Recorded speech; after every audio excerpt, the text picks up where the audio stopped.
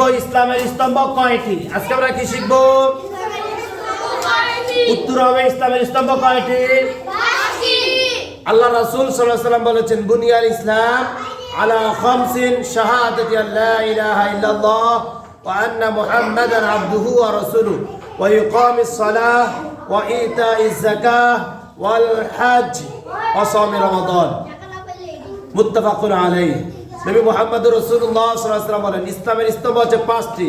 এক নম্বর হচ্ছে কালিমা, দ্বিতীয় নম্বর হচ্ছে সালাত, তৃতীয় নম্বর সিয়াম, চতুর্থ নম্বর হজ, পঞ্চম নম্বর যাকাত, যেটাকে বলা হয় দা 5 পিলার অফ ইসলাম। ইসলামের স্তম্ভ পাঁচটি, কালিমা, সালাত, সিয়াম, হজ, যাকাত। আমার সাথে সবাই একবার উচ্চ আওয়াজে পড়ো, ইসলামের স্তম্ভ পাঁচটি,